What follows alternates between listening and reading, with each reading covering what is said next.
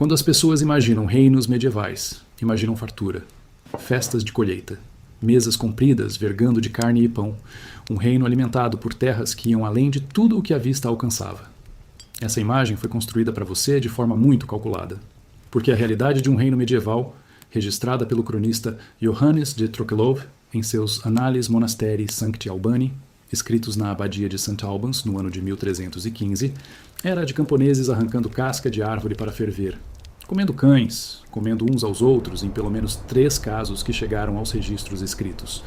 A Grande Fome de 1315 a 1322 matou entre 10% e 15% de toda a população do norte da Europa, segundo o historiador William Chester Jordan em seu livro The Great Famine, Northern Europe in the Early 14th Century, publicado em 1996 pela Princeton University Press. Foram 7 anos. Uma quebra de safra atrás da outra. E cada aldeia que sobreviveu fez isso do mesmo jeito. Não lutando mais, não rezando mais, mas cultivando 10 lavouras específicas que as aldeias condenadas tinham deixado de plantar, ou nunca tinham plantado. Não eram cultivos caros, não eram cultivos importados. Eram plantas que, depois da primeira safra, não custavam mais nada e voltavam a crescer, sem ninguém pedir. E hoje, quase nenhum horticultor doméstico cultiva qualquer uma delas. O sistema alimentar moderno tem uma expressão para o que as aldeias medievais praticavam: soberania alimentar.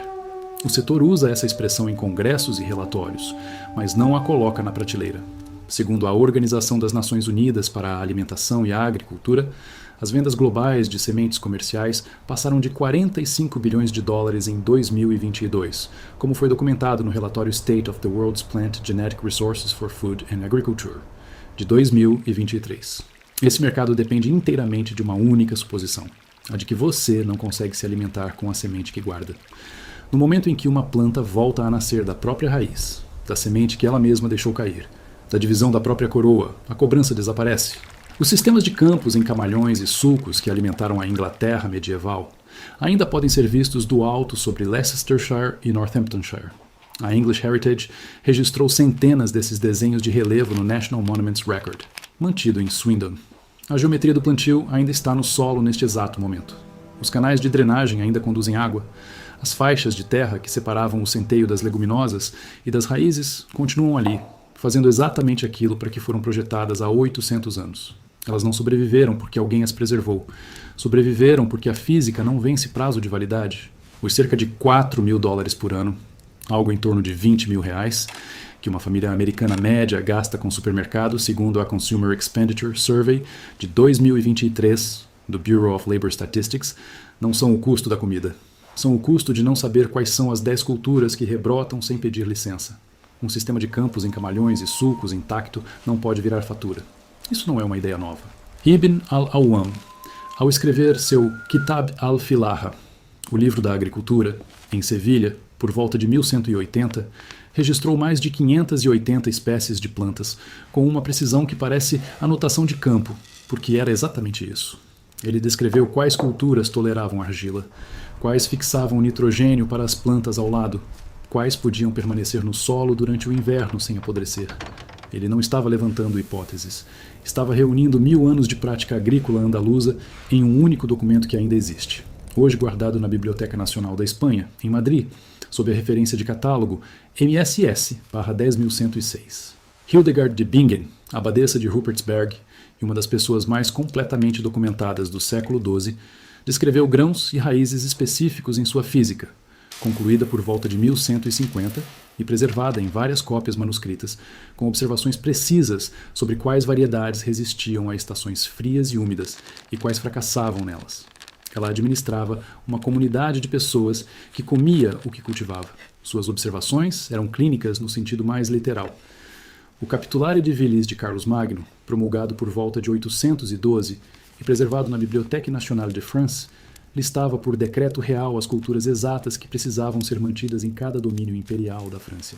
Nomeava hortaliças e raízes, das quais a maioria dos jardineiros de hoje nunca ouviu falar. Não era uma lista de desejos. Era uma ordem de sobrevivência, emitida por um governante que tinha visto regiões inteiras passarem fome. Então, no começo do século XX, a indústria agrícola transformou essa ordem de sobrevivência em algo inconveniente.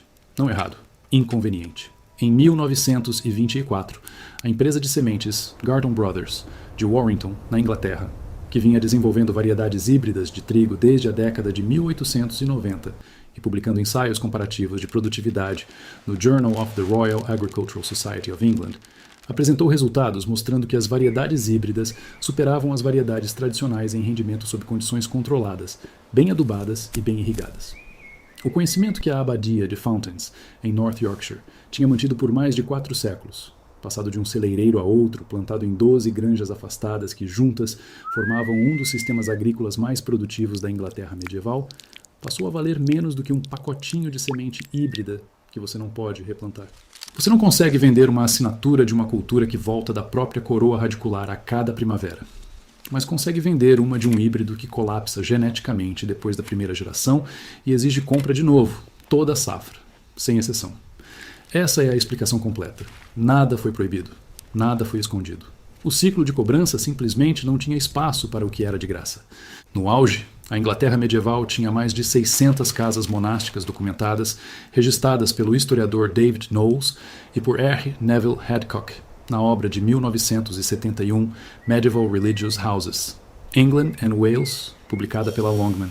Todas, sem exceção, mantinham um horto medicinal, uma horta de cozinha e campos agrícolas em redor que produziam estas culturas sem pagar a nenhum fornecedor, sem fatura, sem contrato de serviço.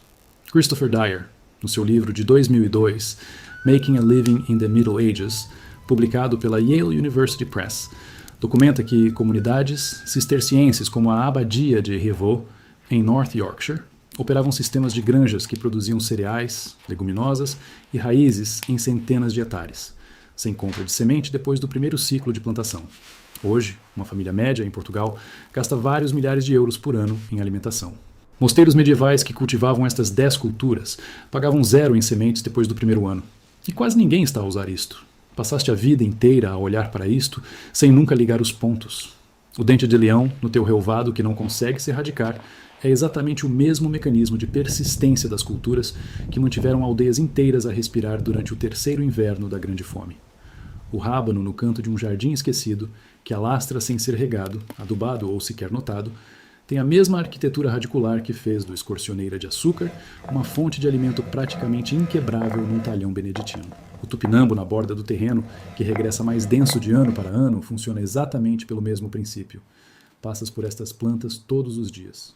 Cortas-as, arrancas-as, porque ninguém te disse que elas eram a resposta estrutural para um problema que ainda não precisaste de resolver. O sistema medieval não era uma coleção de plantas estranhas. Era uma sequência desenhada de perenes sobrepostas, anuais que se autossemeiam e raízes que atravessam o inverno, construída para que em nenhum momento do ano uma casa ou uma aldeia ficasse sem alguma coisa comestível na terra, na planta ou em reserva seca. A estrutura continua intacta, a lógica física continua intacta, as culturas continuam disponíveis neste momento. O terreno que tens já chega para começar. Aqui está o que precisas. E quero ser completamente honesto contigo em cada valor. Semente de centeio, de polinização aberta e sem tratamento. Cerca de 3 a 5 euros por meio quilo. Disponível em casas de sementes tradicionais ou fornecedores agrícolas independentes. Meio quilo chega para semear um canteiro de cerca de 9 metros quadrados e ainda sobra semente. Depois do primeiro ano, nunca mais precisas de voltar a comprá-la. Semente de fava, em variedades tradicionais como Aquadulce Cláudia. Cerca de 4 euros por um pacote de 100 sementes na maioria dos fornecedores de sementes antigas. Guarda-semente das plantas mais vigorosas em todas as colheitas. Semente de xerovia, em variedades de polinização aberta como Hollow Crown ou The Student, entre 2,50 € e 3,50 € por pacote em qualquer centro de jardinagem independente ou em catálogos especializados de sementes tradicionais. Deixa 2 ou 3 plantas florir no segundo ano e o canteiro passa a renovar-se sozinho por tempo indefinido. Divisões de raiz ou coroas de escorcioneira de açúcar, disponíveis em viveiros especializados em ervas e variedades antigas por cerca de 5 a 8 euros por planta. Uma única planta produz entre 8 e 15 divisões de raiz colhíveis por ano.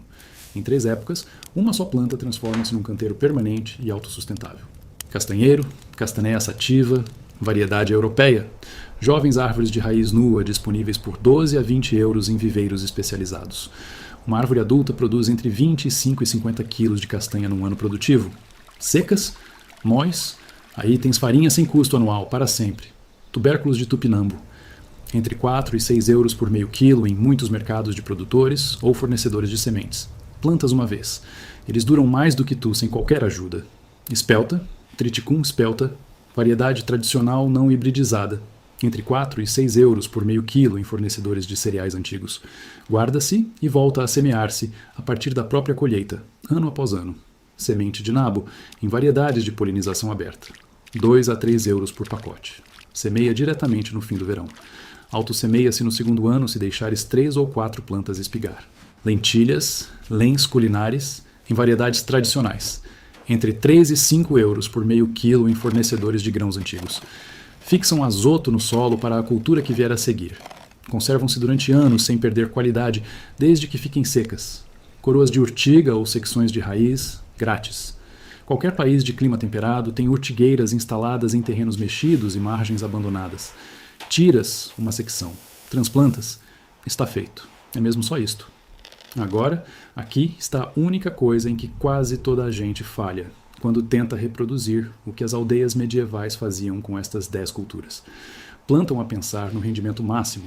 As aldeias medievais nunca sobreviveram por causa do rendimento máximo. Todas as aldeias que passaram fome em 1316 e 1317, o segundo e o terceiro anos da Grande Fome, quando Jordan documenta em The Great Famine que comunidades inteiras já tinham consumido o cereal de sementeira no desespero do inverno, plantaram para rendimento exatamente da mesma forma que as que acabaram por morrer à fome. Plantaram trigo porque, num bom ano, o trigo dava mais pão por hectare. O problema é que esse bom ano não chegou durante 7 anos seguidos. O trigo falhava em solo frio e encharcado. O centeio não. A xerovia, a escorcioneira de açúcar e as favas ficavam na terra gelada durante janeiro e fevereiro e continuavam lá, intactas e comestíveis, quando a primavera chegava. A variável nunca foi quanto uma cultura produzia numa estação perfeita. Foi quanto dessa cultura sobrevivia a uma estação catastroficamente imperfeita. Essa diferença específica está documentada nos registros de sobrevivência de mosteiros cistercienses do norte de Inglaterra, comunidades em Rievaulx e Fountains, cujos registros de contas das granjas, discutidos pelo historiador Colin Platt, no seu trabalho de 1969, The Monastic Grange in Medieval England, publicado pela Fordham University Press, mostram produção consistente de leguminosas e raízes nos mesmos anos em que as aldeias laicas à volta registravam falha total dos cereais e colapso populacional. Semeie para obter o rendimento máximo numa estação perfeita e acaba com o mesmo resultado das aldeias dependentes do trigo. Nada na terra quando a estação não é perfeita. Semeie para falhar o mínimo possível em todas as estações imagináveis, como fazia o celeireiro de Rievaulx. E terá alimento na terra em todos os meses de todos os anos, aconteça o que acontecer ao tempo. Os povoados medievais, que hoje são apenas arqueologia, escolheram a variável errada. Os que ainda têm muros de pé escolheram a certa. Plante como plantavam os que resistiram. Comece pelo centeio. Este é o seu cereal de base. O centeio germina com temperaturas do solo tão baixas como entre 1 e 2 graus Celsius, como está documentado nos estudos agronômicos revistos pelo historiador Bruce Campbell no seu livro de 2000, English Seigneurial Agriculture, de 1250 a 1450, publicado pela Cambridge University Press. O trigo exige no mínimo entre 4 e 5 graus. Em todos os outonos frios e chuvosos, exatamente as condições de 1315, o centeio germina quando o trigo fica dormente ou apodrece. Prepare o terreno até uma profundidade de 10 a 12 centímetros. Espalhe a semente à razão de 2 gramas por metro quadrado. Passe ligeiramente o ancinho para que a semente toque na terra sem descer mais de 2 centímetros. O centeio semeado desta forma estabelece um sistema radicular antes da primeira geada forte e retoma o crescimento assim que a temperatura do solo sobe no fim do inverno, semanas antes de conseguir fazer seja o que for no resto da horta. Na colheita, corte acima do nó mais baixo. Malhe com cuidado. Guarde 10% da colheita para a semente do ano seguinte. O resto é alimento. No segundo ano, não custa nada. Passe as favas logo depois de o centeio estar semeado. As favas, Vicia faba, são a leguminosa alimentar mais resistente ao frio disponível para hortas de clima temperado na Europa e na América do Norte.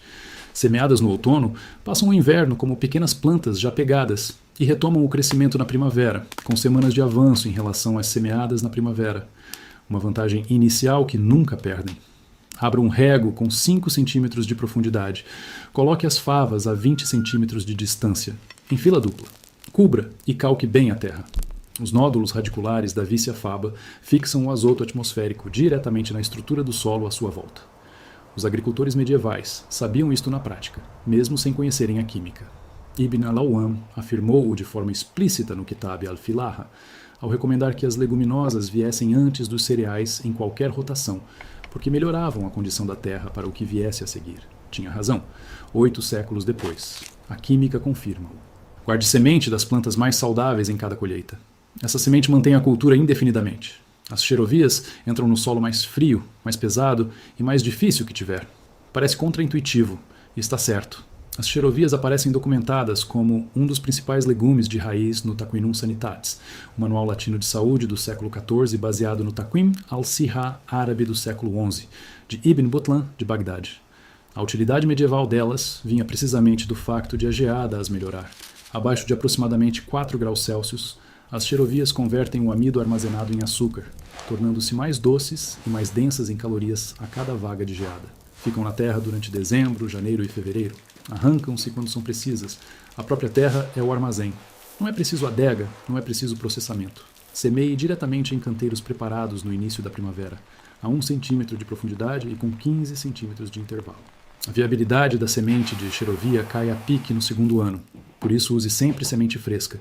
E aqui, fresca significa guardada das suas próprias plantas no outono anterior. Deixe 2 ou 3 plantas florirem e formarem semente no segundo ano. A semente cai. Na primavera seguinte surgem plantas novas, sem que tenha de fazer nada. O skirret, Sium caesarum, é o legume de raiz que aparece em quase todos os registros documentados de hortas medievais e em quase nenhum registro moderno. Foi mencionado pelo nome no Capitulare de Vilis, a diretiva senhorial de Carlos Magno de 812, preservada na Bibliothèque Nationale de France. Surge de forma consistente nos inventários das hortas monásticas inglesas até o século XV. É uma planta perene. Cada planta produz todos os anos um tufo de raízes finas, brancas e doces, em volta de uma coroa central, algo semelhante à xerovia, mas com textura mais delicada e sabor próprio. O processo de colheita é o mesmo da replanta. No fim do outono, arranque a planta, separe o conjunto das raízes da coroa, cozinhe e coma as raízes, replante a coroa a 5 centímetros de profundidade. A coroa volta a crescer todas as primaveras, sem precisar de mais nada. Uma planta no primeiro ano produz entre 8 e 15 divisões ao terceiro ano. Um canteiro produtivo de skirret, depois de estabelecido, alimenta uma família durante o fim do inverno indefinidamente e não custa nada manter. Plante as coroas de skirret com 25 centímetros de intervalo em qualquer terra razoavelmente fértil. Não exigem condições ideais. Os canteiros das hortas de cozinha monásticas eram produtivos, não mimados. Os castanheiros, castanea sativa, eram descritos como o pão dos pobres em toda a França medieval, em Itália e na Península Ibérica. E essa descrição é exata, não poética. Seca e moída, a farinha de castanha produz um alimento denso e nutritivo, semelhante ao pão, que sustentou comunidades inteiras de montanha ao longo de invernos de vários meses. A região das Cévennes, no sul de França, desenvolveu até o século XII um sistema agropastoril documentado centrado no castanheiro, estudado pelo historiador econômico Emmanuel Leroy-Ladurie nos seus trabalhos sobre a sociedade rural do Languedoc. Um único castaneia sativa adulto produz entre 25 e 50 quilos de castanhas por ano no auge da produtividade, atingido ao fim de aproximadamente 15 a 20 anos. Depois de secas, essas castanhas conservam-se durante meses e fornecem uma densidade calórica comparável à dos cereais. Plante uma árvore de raiz nua em qualquer local bem drenado e com boa luz. Não dará produção relevante antes de passarem 8 a 12 anos. E foi exatamente por isso que as comunidades medievais os plantavam. Não por si, mas pela geração que haveria de enfrentar a fome seguinte. Se plantar um este ano, estará a alimentar alguém em 2036, sem qualquer custo contínuo para ninguém. Os topinambos, eliantos, tuberosos, chegaram à Europa vindos das Américas depois de 1492 e, por isso, não pertencem à origem medieval europeia. Eles entram aqui porque o seu comportamento de crescimento é, na prática, idêntico ao das culturas de raiz perenes de que as comunidades medievais dependiam. E porque estão entre as culturas calóricas mais produtivas e verdadeiramente menos exigentes que qualquer horticultor de clima temperado pode ter hoje, em qualquer parte do mundo. Plante os tubérculos a 10 a 15 centímetros de profundidade, com 30 centímetros de intervalo, em qualquer tipo de solo. Depois de pegarem, chegam aos 2 a 3 metros de altura, sem adubação nem rega. No outono, a parte aérea seca por completo. Os tubérculos ficam, multiplicando-se debaixo da terra. Tire apenas o que precisar. Deixe o resto no solo. Estarão lá no outono seguinte, no outro a seguir, e em todos os outonos enquanto o terreno não for cimentado. A espelta, Triticum spelta, é o cereal que Hildegarda de Bingen elogiou na sua Física, por volta de 1150 da nossa era, como o mais valioso de todos os grãos para sustentar a energia e a saúde humanas. Ela não estava a escrever teoria nutricional, estava a manter uma comunidade ao longo das estações na Renânia alemã do século XII e precisava de um cereal que aguentasse anos difíceis. A espelta resiste muito melhor ao frio, à umidade e às doenças fúngicas do que o trigo moderno. Mantém a casca durante a debulha, uma característica que passou a ser vista como desvantagem na era da moagem industrial, mas que na prática é uma vantagem de armazenamento, porque a casca protege o grão da umidade e dos insetos durante o inverno de uma forma que o trigo nu não consegue igualar. Cultive e colha a espelta exatamente como um centeio. Guarde-a com casca. Retire a casca antes de moer, demolhando brevemente e esfregando, ou usando um moinho manual de cereais com os rolos bem abertos. É só mais uma etapa de processamento. Em troca, tem uma colheita bastante mais fiável nos mesmos tipos de estação que arrasam plantações de trigo nu. Os nabos eram tão centrais para essa segurança alimentar medieval que Carlos Magno os tornou obrigatórios, mencionando-os pelo nome no Capitulare de Vilis, para todas as propriedades régias do Império Franco. A razão é o tempo até a maturação. Os nabos ficam prontos 6 a 8 semanas depois da sementeira direta, mais depressa do que qualquer outro legume de raiz no conjunto de alimentos do norte da Europa. Semeie no fim do verão, colha ao longo do outono e até ao início do inverno, antes que o solo gele a sério.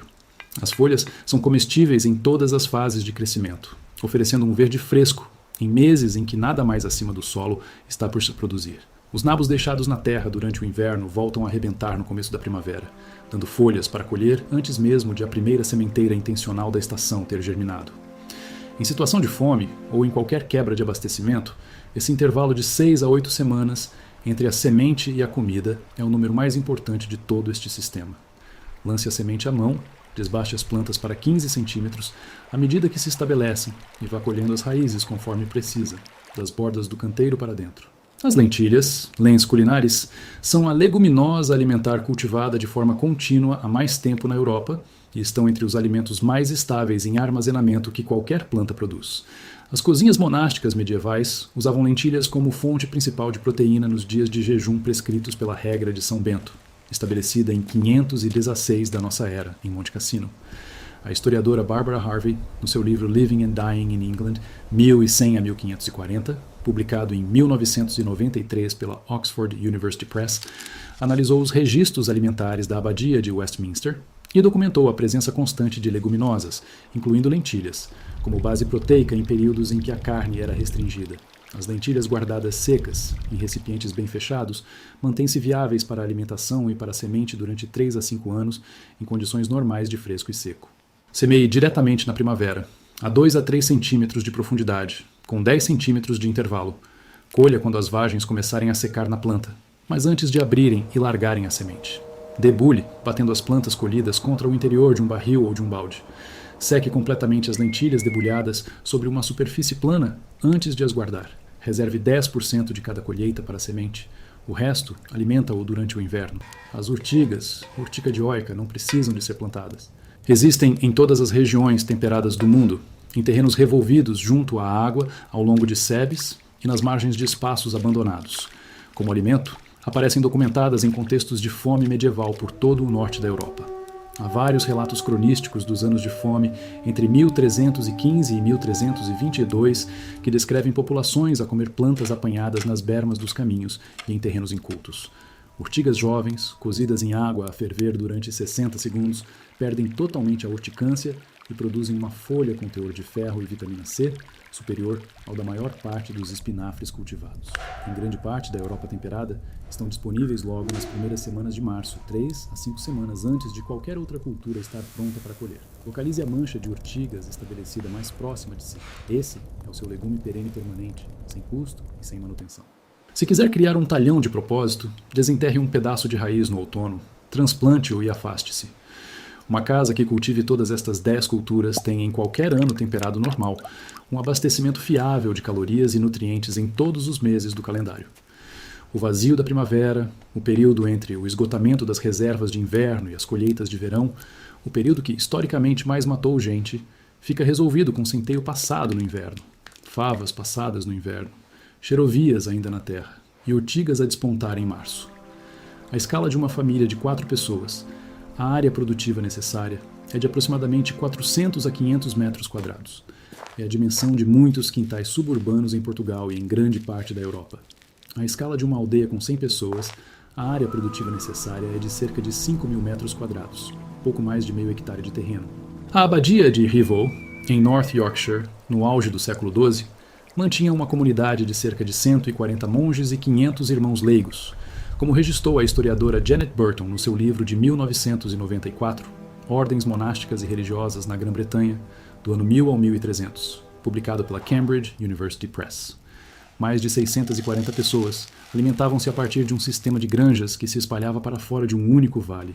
As granjas ocupavam grandes extensões, sim, mas o princípio de funcionamento era o mesmo já descrito acima. Culturas sobrepostas, sem um único ponto de falha, cada cultura escolhida pela sua resistência e não pelo rendimento máximo, sementes guardadas e replantadas indefinidamente dentro do próprio sistema da comunidade, sem insumos comprados depois da implantação, sem fornecedor, sem contrato de manutenção, sem contas, sem infraestrutura, sem pedir autorização a ninguém. Uma limitação, dita às claras. Estas culturas comportam-se como foi descrito em climas temperados com chuva anual significativa. De forma geral, nas Ilhas Britânicas, no norte e centro da Europa, no noroeste do Pacífico da América do Norte, na Ilha do Sul da Nova Zelândia e em outras zonas climáticas equivalentes. Em climas com seca prolongada no verão ou em solos com matéria orgânica extremamente baixa e sem capacidade de retenção de água, várias destas culturas, especificamente xeróvias, skirret e favas, vão precisar de rega suplementar durante a fase de implantação. Os praticantes medievais sabiam disso. Ibn al-Awwam tratou do assunto de forma direta no Kitab al-Filaha, distinguindo explicitamente as leguminosas que podiam depender das chuvas sazonais da Andaluzia daquelas que exigiam fornecimento direcionado de água a partir dos canais de rega das acequias que os engenheiros mouros tinham desenvolvido por todo o sul da Ibéria. Se vive num clima propenso à seca, dê mais peso às culturas desta lista que melhor aguentam a falta de água. Centeio, lentilhas, castanheiros já estabelecidos e tupinambos. O sistema é honesto quanto à sua geografia, porque os autores medievais sobre agricultura também eram honestos quanto a deles. A abadia de Rievaulx continua de pé no vale do rio Rye, em North York Moors. As paredes estão abertas ao céu desde a dissolução dos mosteiros. Em 1538, com quase 500 anos de clima inglês a atravessar pedras sem telhado. As paredes continuam lá. Os relevos de terra dos campos de granja à sua volta ainda se deixam perceber, de forma tênue, no pasto que os substituiu. Os cistercienses escolheram aquele vale em 1132 da nossa era precisamente porque o solo e a hidrologia podiam ser ajustados para alimentar uma comunidade de centenas em todas as estações, incluindo as estações que arrasavam as colheitas em toda a parte ao redor. A lógica da drenagem continua a funcionar. A física daquilo que eles cultivavam naquele vale não mudou uma única variável desde que o primeiro celeireiro enterrou uma fava na terra durante o reinado do rei Estevão. Aquilo que planta no seu terreno funciona da mesma maneira. Eu não sei o que o trouxe até aqui. Não importa. Funciona de um jeito ou de outro.